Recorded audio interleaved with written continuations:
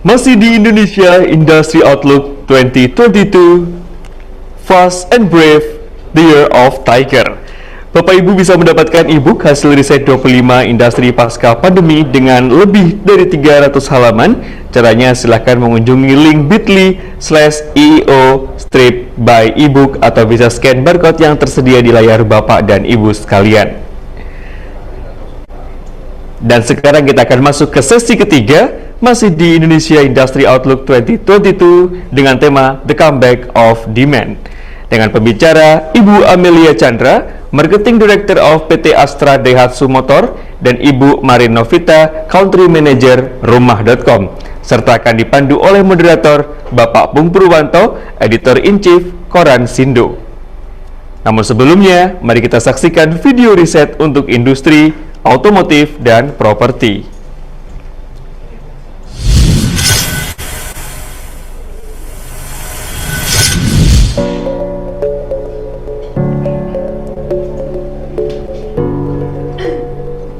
Pandemi COVID-19 membawa perubahan besar di berbagai industri. Para pemain industri harus mampu mengambil langkah strategis untuk memenangkan persaingan di tahun macan ini. Berdasarkan hasil survei Inventor Alvara, sebagian besar responden, yaitu 79%, lebih memilih membeli rumah dibanding menyewa rumah. Mereka lebih menyukai rumah tapak meski terletak di pinggiran kota dibanding apartemen di pusat kota. Kedepannya, rumah berbasis EOT atau smart home lebih diminati, terbukti dari hasil riset Inventor Alvara yang mengatakan bahwa 85,3% responden tertarik memilih pengembang yang menawarkan fitur-fitur smart home seperti smart lighting dan smart security. Kemudian, jika dibandingkan dengan digital monitoring Inventor Infosight, sentimen terhadap properti pun mengalami kenaikan, dengan topik kategori tertinggi terkait pembelian rumah. Sedangkan, di lain sisi, jika sebelumnya konsumen lebih confident menggunakan mobil pribadi selama pandemi, kini sebanyak 61,8% responden mengatakan sebaliknya, yaitu lebih tertarik menggunakan transportasi umum dibanding menggunakan mobil pribadi. Hal ini dikarenakan, terutama dengan semakin bagusnya fasilitas bus antar kota, dibarengi dengan menurunnya kasus COVID-19 beberapa bulan terakhir. Namun, jika dibanding dengan hasil digital monitoring Inventor Infosight terkait perbincangan pembelian mobil, di sosial media menunjukkan angka yang stabil, dengan tingkat emosi joy mengalami peningkatan. Lantas, bagaimana wajah industri properti dan otomotif di tahun macan ini? Siapa yang akan menjadi pemenangnya?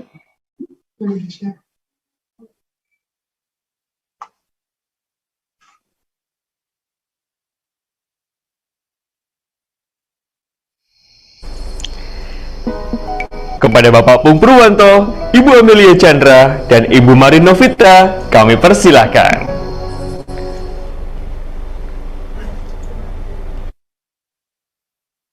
Baik, terima kasih. Assalamualaikum warahmatullahi wabarakatuh. Selamat pagi, salam sejahtera buat kita semua. Semoga Pagi. Pagi, Bu Amel. Pagi, Pak Pung. Pagi, Bu Amel. Pagi, Bu Marin. Pagi, Bu Marin. Tetap semangat semua dalam kondisi sehat, semoga. Baik, untuk sesi kali ini kita akan mengupas tentang tema yang terkait dengan industri otomotif dan properti yang tadi disebutkan dalam paparan video sebelumnya, bahwa ada sejumlah pergeseran perilaku atau pergeseran situasi yang membuat industri properti maupun otomotif akan harus melakukan semacam penyesuaian gitu. Nah, kita diberi waktu tidak lama, makanya ini langsung saja kita persilahkan kepada Ibu Amel dulu ya, Ibu Amelia yang mewakili Marketing Director Daihatsu Astra Indonesia. Baik, silakan Bu Amel, bagaimana tanggapan Ibu terhadap beberapa hasil riset dari Inventure dan Alvara yang menyebutkan ada sejumlah beberapa perubahan dari industri otomotif, terutama harapan misalnya soal PPNBM gitu ya, yang ternyata juga masih belum mampu mendongkrak penjualan mobil untuk tahun ini. Tapi kan ada harapan tahun ini setelah COVID menurun, kemudian ini agak naik lagi, tapi sejumlah ahli menyatakan bahwa Omikron tidak sedahsyat Delta. Mudah-mudahan puncaknya akan segera kita lalui. Bagaimana, Bu Amel, silahkan Terima paparannya. kasih Pak Pung, terima kasih. Ya. Saya hanya ingin menegaskan kalau tahun lalu pasar Ya. mobil Indonesia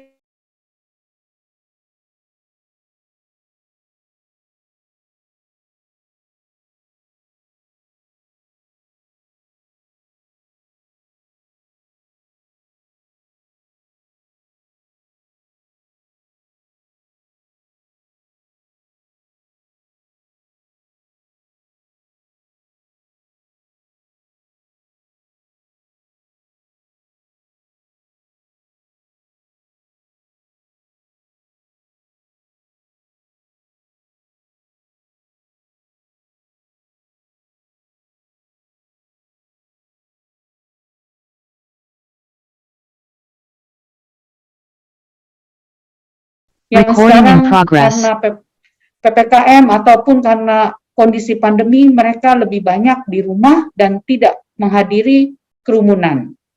Ini membuat industri otomotif pun harus menyesuaikan diri. Tetapi overall, karena pajak yang diberikan direlaksasi, industri otomotif bisa bergerak luar biasa tahun lalu. Ya. Berarti dengan 49% cukup signifikan ya, Bu ya? Luar Dengan biasa, perubahan. Pak. Ya. Artinya kalau nanti Omikron sudah kita lalui dan kemudian ekonomi kembali naik kembali, kemudian mobilitas kembali berjalan normal, akan meningkat lagi nih, Bu. Kira-kira begitu nggak, Bu? Ya, saya percaya pasar mobil Indonesia masih sangat menjanjikan. Ya. Karena kalau kita lihat dari kepemilikan mobil di Indonesia masih sangat kecil, Pak, dibandingkan dengan negara-negara ASEAN ataupun negara maju. Masih banyak room untuk Indonesia pasar mobilnya berkembang. Ya. Oke. Kalau misalnya dikaitkan dengan ini, Bu, sekarang kan pasca pandemi ini kan orang lebih memilih untuk naik angkutan umum, yang ternyata angkutan umum di kota-kota besar juga sudah mulai baik. Apakah itu juga akan ada pengaruhnya terhadap penjualan mobil, Bu?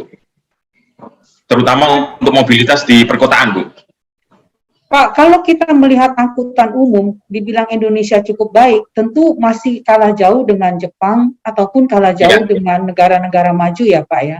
Ya. Tapi coba bandingkan pasar mobil di Jepang sendiri dengan angkutan umum yang luar biasa baiknya, masih sangat tinggi, Pak. Setahun itu mereka bisa 4 kali, sekarang sekitar 4 jutaan ya. Ya. Kita sendiri pasarnya hanya 800-an, 4 kali lebih. Artinya angkutan umum bukan menjadi satu halangan untuk industri otomotif berkembang. Karena kepemilikan mobil tetap dibutuhkan, Pak. Ya. Berarti kalau jadi bukan sesuatu yang perlu dikhawatirkan ya, Bu ya, kalau orang akan lebih banyak menggunakan angkutan umum gitu. Jadi tidak ada kaitannya dengan. Ya, oke, baik. Kalau misalnya ini, Bu, makin bagusnya infrastruktur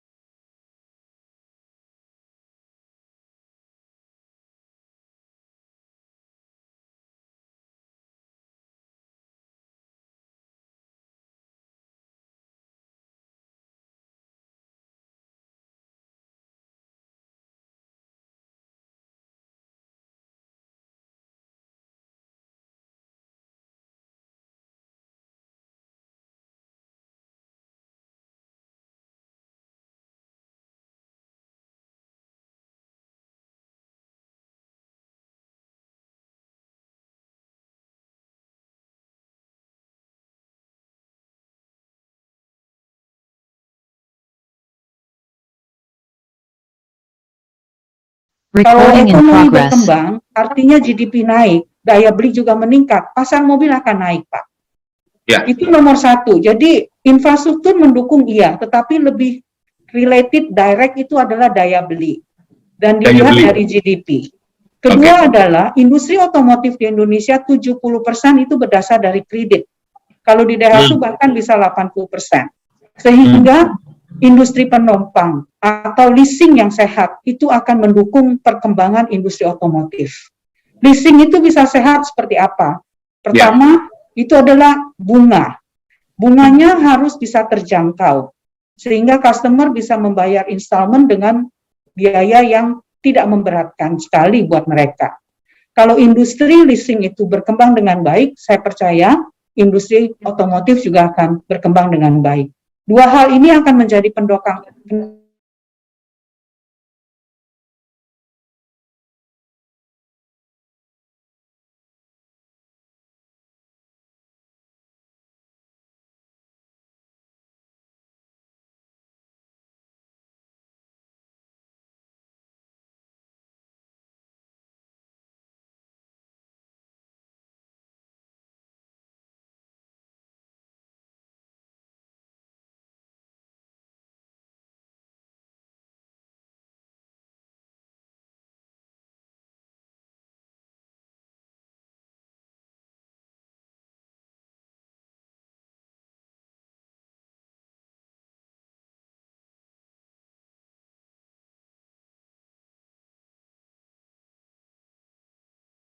Recording in itu progress. di bulan Januari hanya 54.000. Ya. Jadi signifikan sekali naiknya dibandingkan dari tahun lalu. Ya, oke. Dan kayaknya ini belum ada tren penyesuaian harga yang mungkin kembali normal lagi atau seperti apa nih pasar komoditi ini, Bu? Kayaknya masih ini ya. Masih lumayan lah, Pak. Masih banyak cuan lah untuk pemain komoditi lah. Oke, luar biasa. Baik, terima kasih. Jadi saya catat ada beberapa poin yang mempengaruhi tingkat penjualan mobil seperti temanya yaitu comeback of demand. Dari Bu Amel tadi ada insentif PPMM, kemudian yang paling signifikan adalah peningkatan daya beli masyarakat. Yang ini dipengaruhi oleh investasi oleh pemerintah, baik pembangunan yang sedang marak, dan ini juga punya efek yang luar biasa, dan mungkin yang terakhir adalah leasing. Leasing yaitu skema bunga yang cukup menarik. Itu ya Bu ya, kira-kira ya Bu ya, poinnya. Ya Pak Pung, terima kasih Ya. Pak Pung. Baik, 3 poin kita simpan dulu, kita beralih ke industri properti.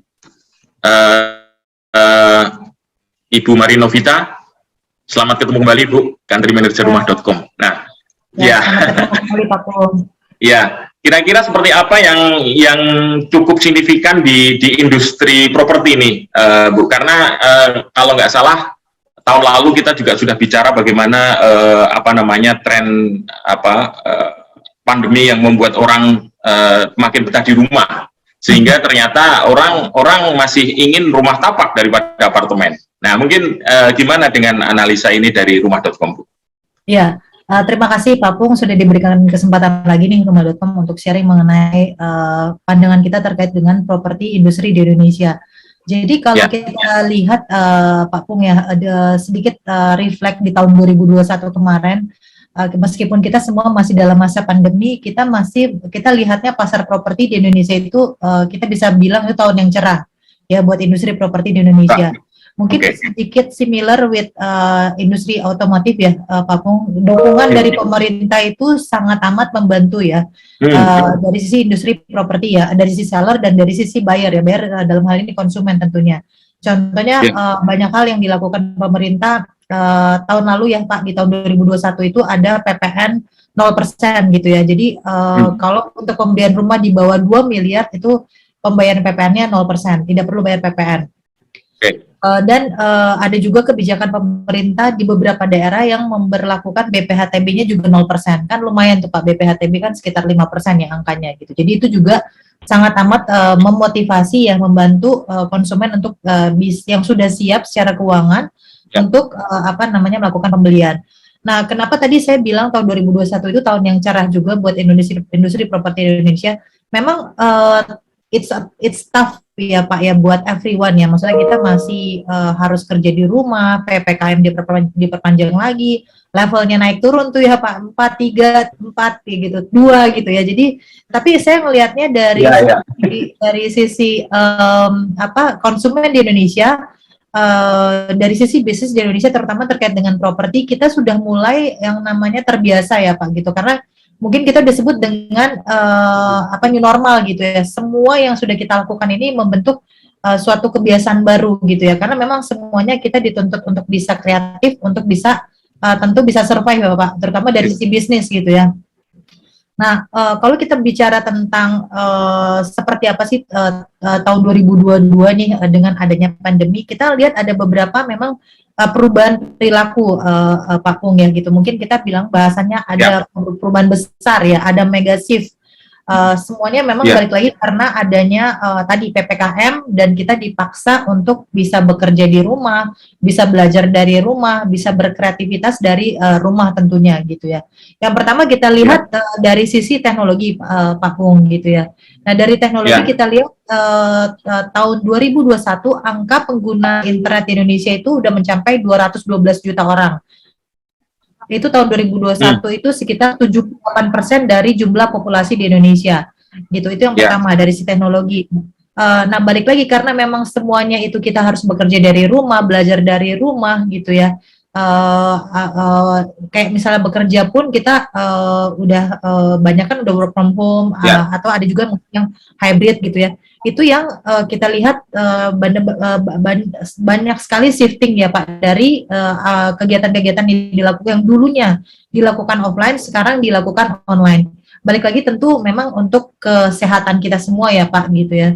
Jadi bagi konsumen yang memang sudah siap, kita lihat mereka banyak melakukan mendapatkan atau mencoba mencari informasi terkait rumah yang mau dibeli itu lewat online ya Pak. Jadi pertama lewat properti portal, yang kedua mereka juga lihat dari sosial media, mereka juga googling, mereka lihat ke website dari si developer atau si pengembang langsung.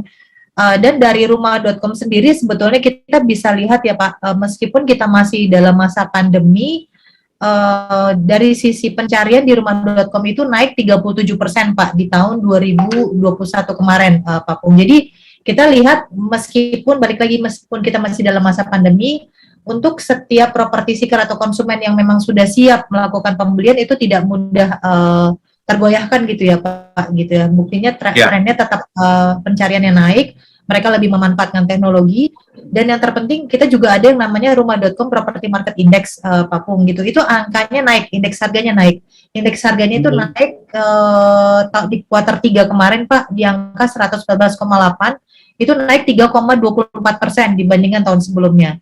Itu dari sisi indeks harga. Dari indeks supply-nya itu berada di angka 191,1, itu naik 32% dibandingkan tahun sebelumnya gitu. Jadi kalau kita lihat balik lagi kenapa saya bilang tahun 2021 meskipun kita masih dalam masa pandemi, itu adalah tahun yang cerah buat industri properti Indonesia tadi karena tadi Pak angka-angka yang tadi saya sebutkan itu seperti itu Pak Pung. Ya, berarti kalau boleh disebut kebiasaan orang untuk menggunakan internet meningkatkan jumlah kunjungan ke rumah.com dalam hal pencarian dan pembelian gitu ya, atau penyewaan juga. Kita melihatnya peningkatan dalam hal pencarian Pak untuk pembelian rumah ya Pak gitu. Ya, pencarian pembelian rumah melalui teknologi internet. Ya. Yang disediakan oleh salah satunya oleh rumah.com. Oke. Jadi kalau boleh saya sebut PPN 0% cukup berpengaruh dan membuat tahun 2021 sangat cerah bagi industri properti, dan kemudian pembebasan BPHTB ya, yang memang ini salah satu yang membuat orang agak berpikir-pikir untuk membeli rumah. Iya. Boleh saya tambahkan sedikit Pak Pung? Silakan. Jadi, sebelum kita buka tanya jawab. Iya, yang tadi kan kita ngobrolin terkait tentang mega shift ya, perubahan perilaku dari konsumen. Yang pertama tadi dari sisi teknologi, mereka sekarang sudah banyak lebih memanfaatkan, lebih smart lagi Pak, memanfaatkan industri atau teknologi online ini ya, untuk bisa mendapatkan informasi tentang rumah yang dicari gitu ya. Terus yang kedua terkait dengan teknologi, masih terkait dengan teknologi, banyak sekali fitur-fitur juga yang bisa membantu ya Pak, untuk si property seeker bisa melihat sendiri project atau rumah yang mau dibeli. Jadi teknologinya bukan sekedar cuma lihat foto atau video Pak.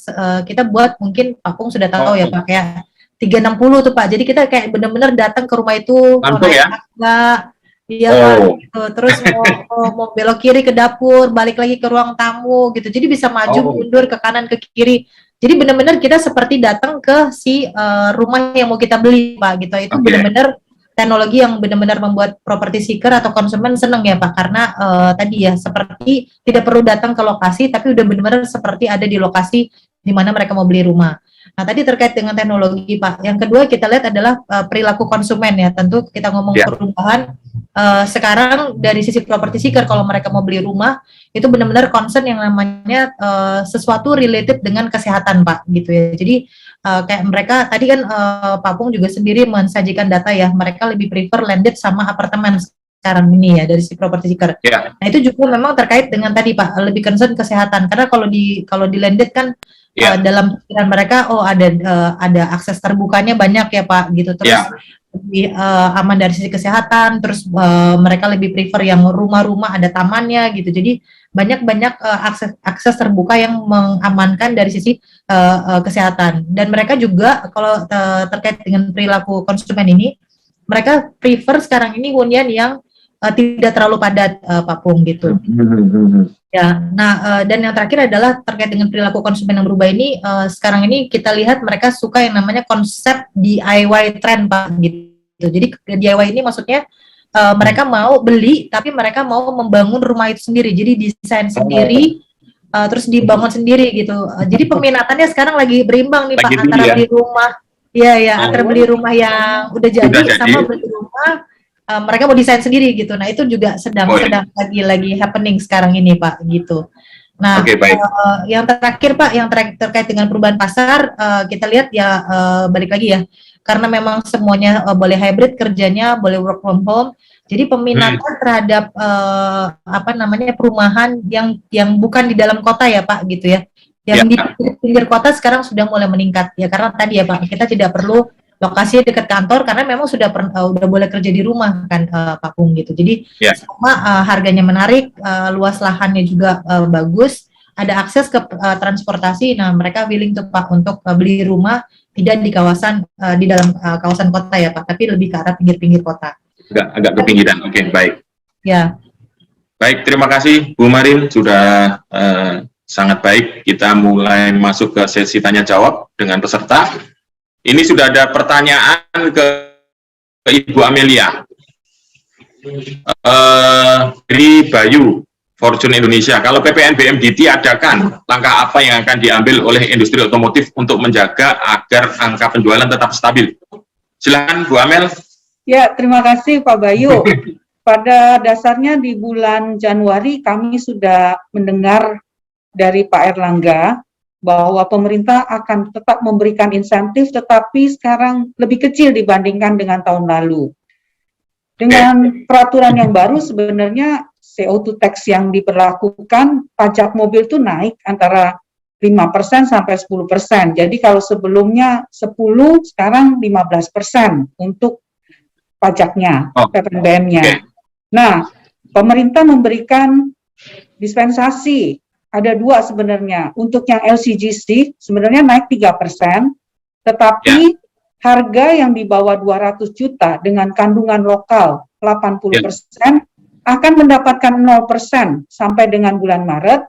Kemudian bertahap di di Q2, kuartal kedua itu diskonnya jadi bayarnya diskonnya 2%, harus bayar 1%. Begitu juga di kuartal 3 turun lagi.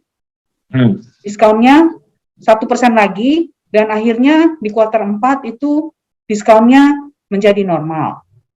Nah, itu untuk LCGC, jadi tetap ada sehingga customer tidak shock, ada stepping untuk price increase-nya, tidak langsung naik 3%. Untuk mobil yang non LCGC, pemerintah juga memberikan dispensasi. Kami sudah melihat dan peraturannya sudah ditandatangani oleh Ibu Menteri Keuangan bahwa mobil yang di bawah 250 juta 250 juta itu termasuk ongkos kirim ya Pak, sampai Papua misalnya gitu ya. Oke. Nggak di Jakarta saja. Ya. Itu akan mendapatkan dispensasi sepanjang dia punya lokal kontennya 80%, kemudian 1.500 cc. Kalau yang lalu kan sampai 250 cc dapat ya, yang sekarang tidak dapat.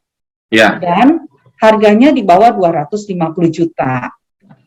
Dispensasinya apa? Kalau pajaknya dengan CO2 tax yang baru 15%, maka mereka dapat keringanan di kuartal 1 itu 50%. Jadi pajaknya itu hanya bayar 7,5%.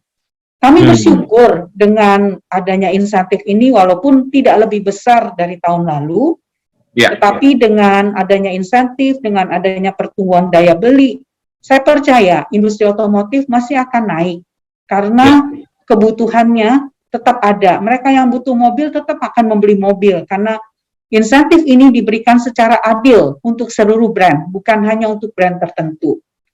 Jadi Pak Bayu, saya percaya sepanjang ada atau tidak adanya insentif dari pemerintah, kalau memang daya belinya ada dan kalau memang leasingnya itu mendukung, industri otomotif Indonesia masih akan berkembang.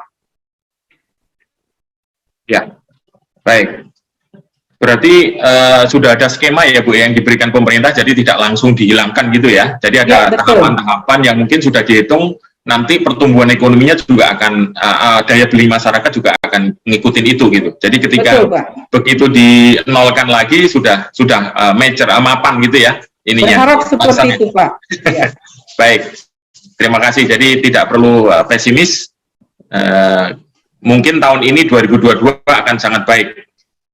Bisa jadi akan kalau prediksi kan 2023 baru akan menyamai 2019 ya Bu ya, angka penjualan. Mungkin kalau dengan kondisi yang baik akan Gaikindo memperkirakan tahun ini memang belum sebagus 2019 Pak. Masih 900-an Gaikindo.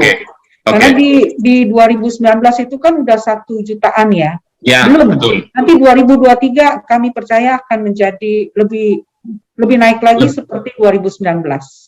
Baik, karena tadi Ibu yakin bahwa pasar otomotif kita masih sangat besar. Betul. Oke, baik. Kita beralih ke Ibu Marin. Ini ada pertanyaan. Bagaimana nasib developer apartemen yang sudah punya rencana membangun banyak tower sebelum pandemi? Sementara tak sedikit orang yang sudah menginvestasikan dananya membeli apartemen. Sebenarnya edukasi seperti apa atau tips apa saja yang baik bagi konsumen sebelum membeli atau investasi apartemen atau rumah? Bagaimana developer menyiasati komitmen serah terima? Ini berarti pertanyaan berikutnya ya. Ada 2 pertanyaan. Yang tadi bagaimana sarannya untuk yang membeli apartemen atau rumah. Terus kemudian bagaimana developer menyiasati komitmen serah terima kunci misalnya. Di era pandemi ada beberapa developer yang mengalami molor pembangunan apartemen akibat pandemi. Ya, sudah jelas ya Bu Marin? Silakan. Jelas Pak Pung. Jadi saya ingin menjawab pertanyaan yang pertama ya Pak. Jadi bagaimana nih mensiasati untuk pembelian rumah ya, entah itu apartemen, entah itu landed gitu ya. Kalau saya rasa sih gini Bapak Ibu sekalian ya. Kita sebagai property seeker, saya rasa saya melihatnya juga sekarang ini dari sisi property seeker memang sudah lebih cermat ya Pak, sudah lebih pintar gitu ya. Dan mungkin Pak Pung juga ngerasa lah sekarang kalau kita mau apapun informasi itu ada di internet, ada di online ya Pak gitu ya. Jadi dibanding dulu kita mau beli rumah ya pas 10 tahun lalu atau 20 tahun lalu itu it's really hard gitu karena nggak ada di internet gitu ya Pak, kita harus ngulik-ngulik sendiri lah gitu sendiri ya. Kan. Nah jadi kalau buat sedikit sharing aja sedikit memberikan insight pada saat memang Bapak Ibu sudah siap membeli rumah, tentu we have to do our homework gitu ya. Maksudnya homework di sini adalah benar-benar cek semuanya gitu ya. Cek kredibilitas dari si developer gitu ya, apakah sudah berapa banyak sih proyek yang dibangun oleh si pengembang ini gitu ya. Yang kedua adalah sudah kerjasama dengan berapa bank gitu ya. Kalau menurut saya kan bank sangat hati-hati ya Pak ya. Jadi kalau misalnya memang banknya sudah kelihatan banyak, nah itu sudah mulai harusnya lebih kredibel ya Pak si developernya, karena bank juga percaya untuk menjadi partnernya si developer ini. Nah kalau tidak kerja sama bank, nah itu hati-hati gitu ya. Jadi jangan sampai gitu ya, harus memang si developer ini memang sudah ada kerjasama sama bank-bank yang lain gitu. Jadi kalau menurut saya dan yang lainnya sih bisa dicari di online gitu. Jadi yang terutama sih kalau bisa dicari tahu apakah sudah melakukan pembangunan proyek sebelumnya gitu ya. Kalau misalnya memang belum, nah ini juga cukup mesti dicari tahu lagi gitu, apakah si developer ini credible enough nggak gitu, duit kita nggak dibawa lari nggak nanti sama si pengembang gitu, karena kan kasihan juga ya dari teman-teman Bapak Ibu sudah benar-benar memberikan keuangannya gitu, tapi ternyata terjadi sesuatu yang kurang mengenakan gitu. Kalau saya sih saran ya Pak, cicil mending langsung, kalau sudah developer yang sudah ternama, mungkin ada beberapa pengembang yang menawarkan nyicil langsung ke pengembang, itu mungkin masih aman ya Pak. Tapi kalau misalnya developer yang tadi baru sekali bikin project gitu ya, terus ditawarkan untuk nyicil langsung ke developer, kalau saya sih tidak menyarankan Pak Pung gitu ya. Lebih baik nyicil, kalau nyicil ya udah resmi ke bank aja, ke KPR. Resmi gitu. ke bank. Ya. Itu tipsnya ya. Ya. Terus tadi pertanyaannya apa lagi ya Pak? Yang itu menyiasati serah terima ya? Serah terima, betul. Ya. Ya, jadi kalau memang sekarang ini sih memang peminat terkait dengan peminatan ya Pak, mungkin nambahin sedikit tadi keterangan yang tadi, memang sekarang ini banyak kan landed Pak, karena memang concern dari sisi property seeker-nya lebih ke arah kesehatan sih gitu ya. Jadi saya udah bilang juga banyak kolam terbuka gitu dibandingkan mungkin apartemen, jadi ada sedikit shifting lah di situ gitu ya. Terus, nah balik lagi kalau untuk dari sisi memastikan gitu ya kapan serah terima. Jadi ini saya berusaha untuk berbicara di tengah-tengah ya, rekan-rekan property developer juga teman-teman kami ya, teman-teman rumah.com. Jadi kalau kami melihatnya harus dari sisi property seeker-nya yang benar-benar memprotek diri mereka sendiri gitu ya. Nah, caranya dengan apa gitu?